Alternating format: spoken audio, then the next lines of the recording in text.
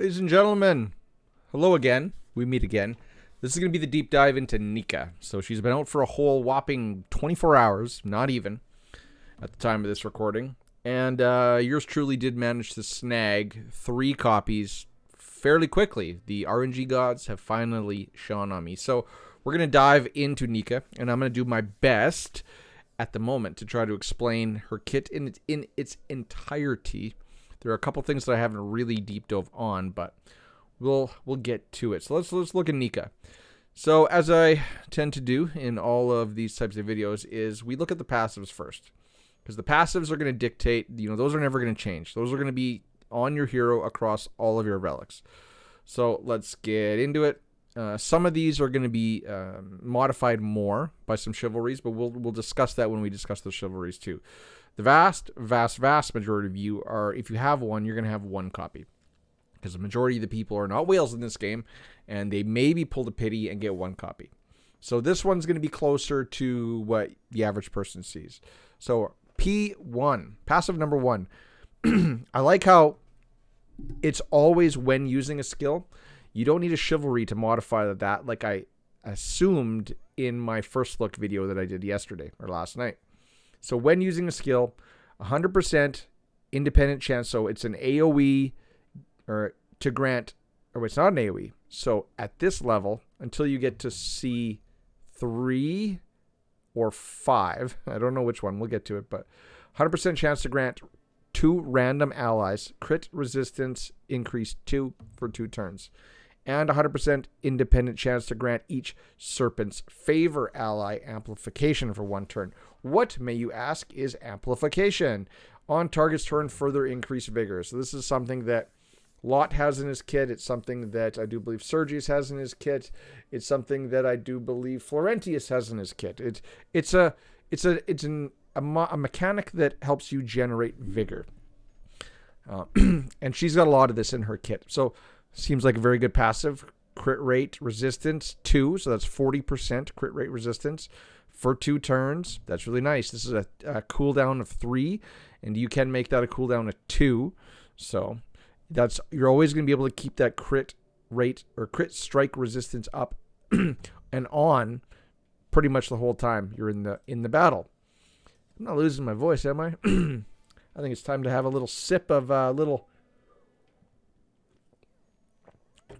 medicine. So P2, this is the big whammy dog one. Big whammy dog. Where do I get these things? At the start of battle. So before anything, nobody's moving. Start of battle. Ooh, gruff. 100% independent chance to heal each ally for 10% of Nika's max HP. So an AoE heal. And you can get this up to 20%. Right? 20%? Yeah, 20%, which it's a decent chunk. And then there's also a 100% independent chance to grant each ally hit accuracy 2 for 1 turn. So pretty much guaranteed. It's an AoE at the start of battle, hit accuracy 2 for 1 turn. That's good for bosses, specifically Haig, which you can run her in because some people like, you're going to run Morgan in there, and a lot of people like running Sigrid in there. Hit accuracy, that dragon puts evade up. And an AoE, each ally gets crit resistance 2 for 2 turns. So you're going to give 80% crit resistance because at the start of battle, they're going to have it for 2 turns. But then it's going to fall off, right? Then you're never going to get that back. You're briefly going to also have another crit resistance 2, and they stack up to 2 times. So at the start of battle, at least when she takes her first turn, your allies are going to have 80% crit resistance, that's huge. That negates all of the damage dealers, pretty much, that revolve around crit. So we're already kind of seeing her support role. She is a ally booster, and she's a good one. P3, when using skill 3, so you see that you kind of want to do this one first. So if that's your first move, then basically you've just activated all of her passives at the start of battle if you use her skill 3. A 100% independent chance, so this is an AoE grant, pierce increase 1. So that is 20% basically nullify damage, or just ignore defense.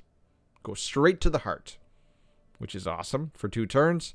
This is a 3-turn cooldown. It's 4, but since I've got 1 into it, you can get this down to a 2, which is nice. You know, anything 2 or lower is not too bad, in my opinion, because there's some big ones. There's some 6-turn cooldowns out there. Yeah, and then, again, 100% independent chance to grant each Serpent's Favor ally Pierce increase 1 for 2 turns. So when using skill 3 on a 2-turn cooldown when at maxed, you're going to be giving Serpent's Favor allies Pierce times 2, or wait, Pierce 1 times 2. So that's going to be 40% ignore defense for 2 turns. And then you get this down to a 2-turn cooldown. You can pretty much have that up the whole time, that's a big buff. That's a big buff. So that's just for passives. You see, start a battle, any skill, when using skill 3. Those are the types of passives that I rank really highly in this game. Those are all really great passives. So let's talk about her relics now.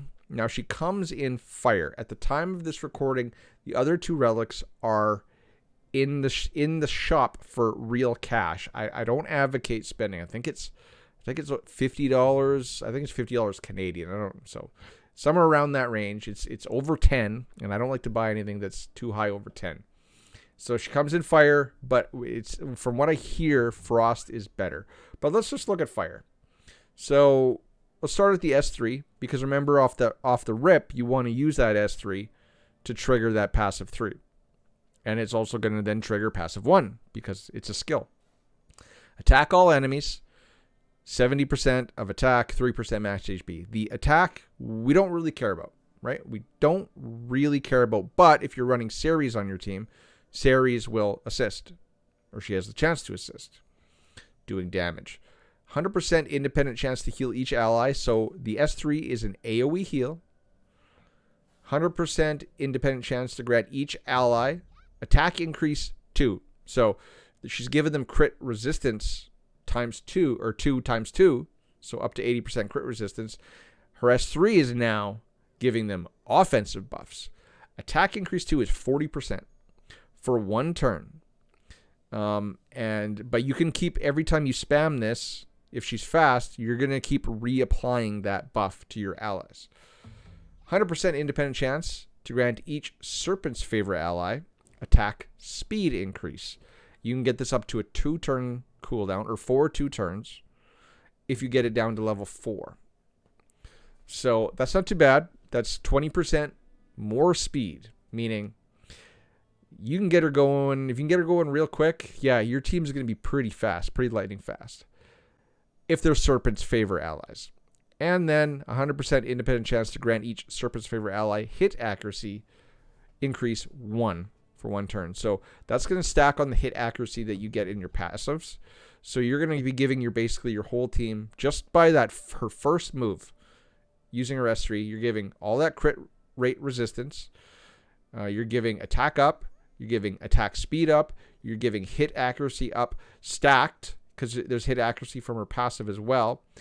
And you're giving that 2 stacks of Pierce to Serpent's Favor allies, 1 stack to non-Serpent's Favor allies. So you are stacking the deck with this hero on turn 1 using skill 3. Skill 2, it heals 1 ally, so it's not an AoE heal. 60% chance to grant 1 ally amplification. Again, when that hero takes a turn, they're going to increase 2 vigor.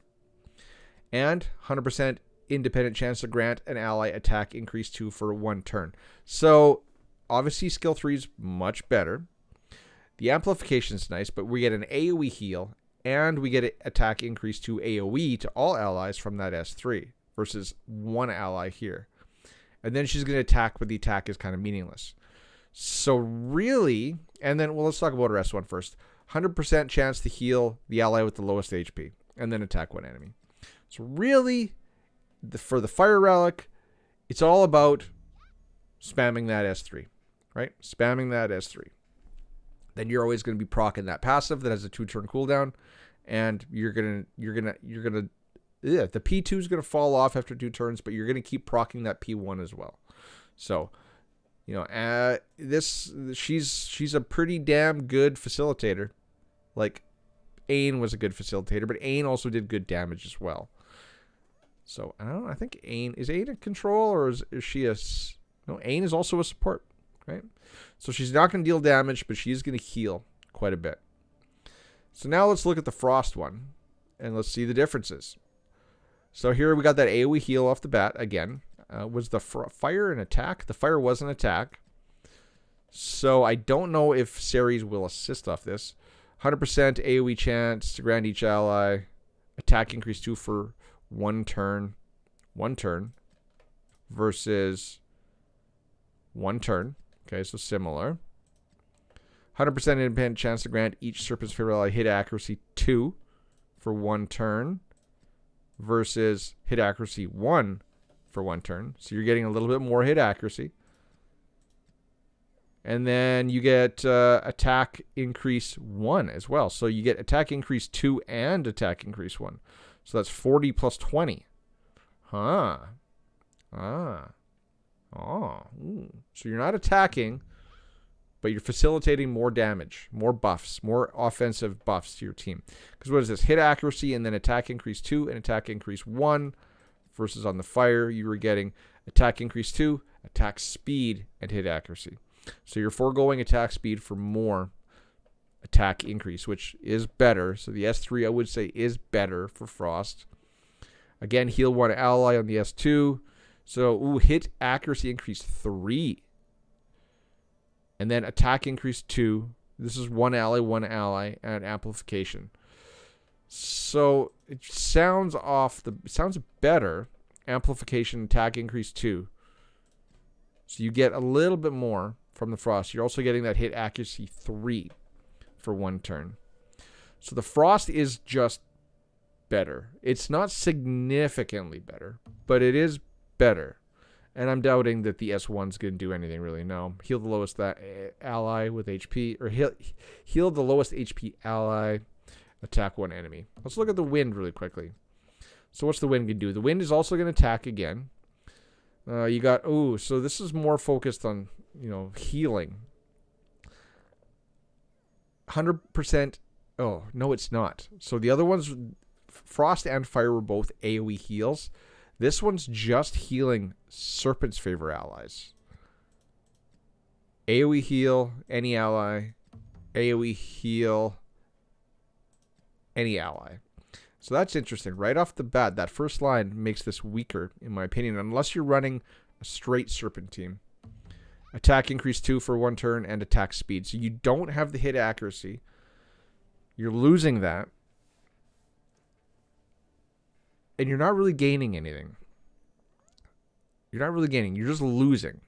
Because instead of getting 3 buffs, you're only getting 2. Remember the Frost, you got attack increase 2 and 1, and then hit accuracy. This one, you get no hit accuracy. You can only heal the Serpent's favor allies. Attack increase 2 and attack speed. So that's already seems weaker than Fire even. Heal 1 ally. 100% chance to grant 1 ally attack speed increase. 100% chance to give them attack increase 2. That's the same. And amplification. So I don't like wind. I don't really like wind. I don't like that we're losing a line on the S3. It is attacking, but you're only healing Serpent's favor allies. So I would say Frost is the best if you're going to go for one. But she comes in Fire, and Fire will do you probably all right. That is more than sufficient. Okay, so that's her passives. That's her relics. Let's talk about equipment. So currently, I'm of 2 minds. Right now, as you can see on my Nika, she's built in speed and life. So, given the fact, we haven't really talked about her chivalries yet, but she is a 2 chivalry or a 2 vigor hero, much like Lot. So, you can, since she gives those buffs so readily, and remember that it's a heal on her S3. You want to be spamming that S3. I think this is a case of a healer that you want to go as much as possible just to keep your team boosted. So you could run a speed set and a life set. You're not going to be missing out a whole lot of vigor because she does generate her own vigor times 2 regardless. And she's going to be making it so the rest of your team also generates more vigor. So vigor isn't really going to be a problem on a team with her in it. Specifically at C8 or C3. C3 temporarily, C8. If you ever C8, I don't think vigor is really going to be a problem for your team. That's why I kind of am a mind to deck her out in speed gear and make her fast. As for primaries, HP percentage on that neck, HP percentage on the earrings, speed on the ring, recovery percentage, right? Because she's a healer and she's an AoE healer. Recovery percentage on the belt, and then dealer's choice, recovery percentage or attack speed. If I had an attack speed orb currently, I would probably run attack speed if I'm being honest. But I don't. Recovery with a little bit of a attack speed on it as a secondary is what I'm going to run. But I would probably lean towards recommending attack speed. And then on the banner is going to be endurance, right? More survivability. And as for the set itself, since she's going to be healing so much, why not a mortal set? Start out with a mortal. That's the easier one to get. After using a skill that heals, gain a 2-hit barrier. So the enemy, they're not going to take any damage off you those first 2 hits. It's just going to negate that damage. That's pretty powerful, especially if you make her really fast and she can just keep cycling that barrier. But it's a cooldown of 3, so you're not going to be able to cycle it very fast. So that's the primary stats. Now, if you did have a vigor set with some god tier roll speed secondaries, that means that she's going to be generating 3 vigor. So she can just spam that S3 every single time, and the rest of your team has more vigor for themselves, even though you're going to be generating vigor left and right. So number 1 recommendation, speed life. Number 2 recommendation is vigor life, but only if you have very, very, very good speed secondary rolls on that vigor set.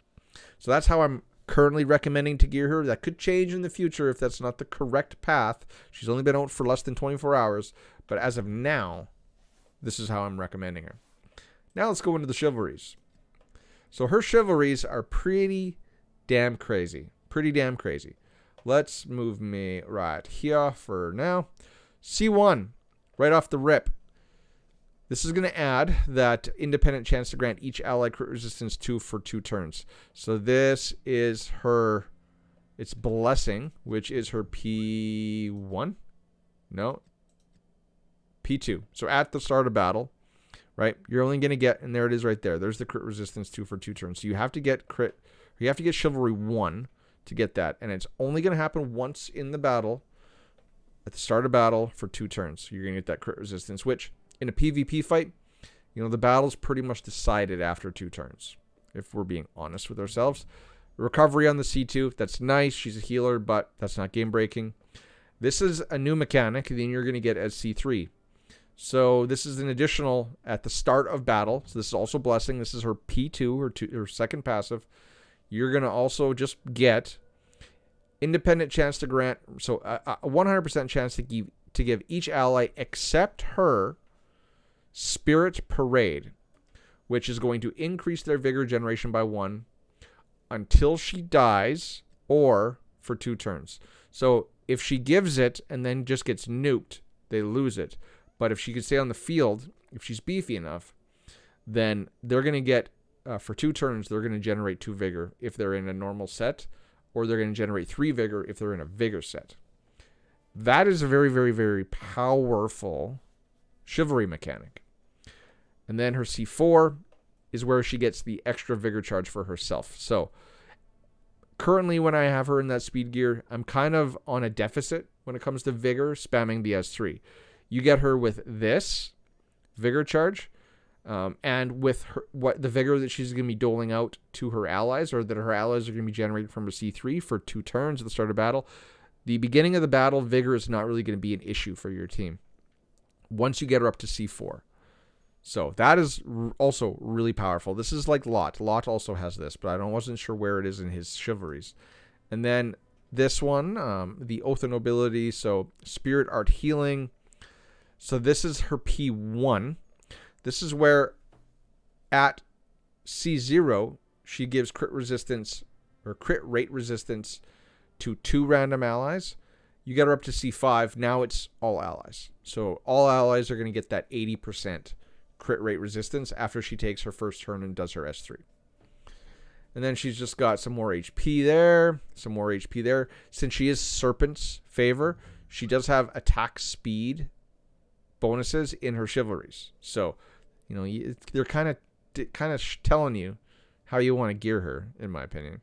And then this one, so we got the Spirit Parade for 2 turns to all allies at the C3. If you can get up to C8, now they have it for the whole battle. But it still fades. It still goes away if she dies. So in a typical battle, 2 turns is a long time. When I first read this, I was like, holy, oh my god, this is so OP. Oh my god, it's crazy. It's nuts.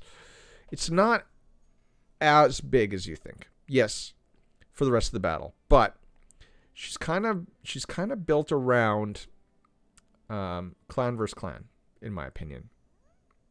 She's kind of built around clan versus clan. I didn't really explain that properly when we talked about her passives, but I'm going to go back to it. And in a PvP fight, like I said, a battle is pretty much decided after the first couple turns, if not after the first round of turn 1. And then some more attack speed. So you can get an extra 20. Yep, there we go. I just killed my mic. So she can get 25 attack speed from her secondaries. So that's her kit pretty much. But I want to go back to that passive. This one right here. At the start of battle, she does an AoE heal. Okay, so 20% of her max HP out to her allies. When I first read this, when I did the first look or the video, I was like, that's stupid.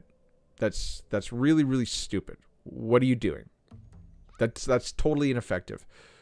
What this is for, and it was briefly mentioned somewhere on the forum, that she is meant for clan war. Because if a team goes in and loses, they can still do damage to your heroes, and then the next team coming in, you know, all the skills are reset, but your team, or your defending team, will have that lost health. It makes it a little bit easier for the next guy up to take you down. What this does is that she's just going to heal the team. She's going to negate that damage done, and the team's going to be fresh. So her with Ceres, Iwarit, and Morgan are turning out or looking like the meta clan versus clan team. Right? Morgan, she's really, really fast. Iwarit is he just got buffed. He's gonna be doing like metric butt tons of damage. She's a healing monster and a support monster. And then Ceres does Ceres things. So let's go look at base speeds, because that matters. How fast is she in comparison to Ceres and Morgan? All right, so let's refresh. Ceres is now the fastest base speed character in the game. Morgan is, there we go, 130. I think Ceres is 142, 12 higher. And now, where is she? Speed of 127. So she's right behind. Like right behind. And keep in mind, this is at C9. C9, right? It's because she's got all her chivalries on. If we knock some off, obviously she loses speed. See? If we take her down to 5, she just lost 25 speed, which she gets from her chivalries. So 127 versus, where's my Morgan again? 127 base versus 130 base. So she's actually really fast as well. I'm just curious, what's Clarison? 129. So all of those Serpent's favor allies have really high base speed. But if we click on this, you see they're all attack speed centric units. All right? So cool. So they're all really fast. So now we're running Morgan and speed in PvP. Now we're running Ceres and speed in PvP. Now we're running Nika in speed and PvP. We're generating vigor all over the place. We're buffing up the team to high heavens. And then you got Iwaret, who's just going to be nuking people. It's going to be a nasty team. Nasty team, which is what I think the developers were thinking about when they created this unit. So ladies and gentlemen, I think that about wraps it up. Normally, I would show you where she's good, what she does. But I don't have Iwaret. Clan v Clan. You know, it's not like I can just show you that. We could possibly go look in Arena. But I'm stuck here down in Master 2 because I haven't climbed because Arena reset last night. And now I got to climb, and I haven't seen any yet. Like this one right here. Fun. Maybe they got one because I see Iwaret at C8 and a Morgan. So let's get in here and let's look. Let's make sure I'm actually in my speed set though. So I do have Ceres in speed set. I do have my Morgan in speed set. She's 367, which is fast enough, but it's still slow at high-end arena. You know, a lot of people are 400-ish. So let's just see. No, so they're running Sarah. So let's go like this. Hopefully I didn't lose any. So can I just take you out? Sure can. Sure can. Oh. I think I lost a vigor there. Hit him back. And there we go. Then they're all dead. Okay. And they're all dead. I think that the devs made the vigor clock a little too fast when they redid the actual clock, when they synced the clocks. So you can just die. So, you know, there's no Nika in that team, but that is the ideal team that we faced that would run Nika in it, right? So, obviously PvP, she's built for PvP, I think is her primary purpose, with a Serpent team. But, you know, her kit isn't just for Serpent allies, even though a good chunk of it is. So you could use her based on all the goodies that she gives in almost any team, almost anywhere. So she's a really good plug-and-play unit. She really, really is. And I think they did a really good job with her kit. Next, so let's think what we've had. Since this game launched, we've had Iwaret. Well, let's go to the Codex, so you're not just looking at the map. So we had Iwaret came out first, DPS. Then we had Vivian, who's a healer dot mechanic hero that sucks. I know she has her uses, but for all intents and purposes, she sucks. Then we got the Chicken Man, you know, old Gilroy, who really sucks. It's like they were trying to make a unit to beat high-level Aldry with, and he's not really good at beating high-level Aldry. So he sucks. And then we got Ceres, who was a control-type unit, you know, a PvP lead. And then we got a support. So what's next? Well, we've had we've had 2 supports, 1 attacker, 1 controller. Oh no, no, not a controller. Yes, we have. We've had an attacker, 2 supports, 1 controller, 1 attacker. So if they're trying to be somewhat even, I would assume that we're going to get a tank next. Because if you look here, there's only 2 tanks, right? We already have a Serpent tank, so it's time to do a different tank. I don't want to speculate on what faction, but I would hope to see another, or a tank or an attacker and a controller. Me, personally, I want another high-level DPS unit. I want somebody from the round table. I don't want Ceres, Nika, Vivian does have some Arthurian lore, but Ceres is Roman something. Nika is like a Mongolian. I think she's Mongolian. Some people say Sigrun, but Sigrun's a barbarian, right? Like typical Viking barbarian. This is like this, the beating on the drum with the, although this is a rune, so it is a rune, right? There are runes on here, but this garb, that is not barbarian. That is like a Mongolian, North American Inuit type. And I don't want to pigeonhole how she looks, but she's obviously Asian or Inuit. So she's not a barbarian. She's not part of Sigrun's clan. I want like a Percival from the Round Table. I want a Black Knight with a big giant battle axe. I just want someone that's going to come in and just cleave. Because Bedivere and Iwaret are basically single target damage dealers. I want someone like Gawain, but good. I want a better kit built. I want someone like Gawain, but with a giant battle axe that cleaves faces off. That's what I want next. So that's I'm totally off tangent here. I'm totally off base. Ladies and gentlemen, that is the deep dive into Nika. Now I'm going to have to go back and make sure that my mic was working the whole time, because I guess my connection is loose on my boom arm because I accidentally turned it off. Hopefully you heard me. So ladies and gentlemen, what are we going to do for a word of the day? What are we going to do for the word of the day? Well, let's just go with Mongolian, because I think that's what she is like.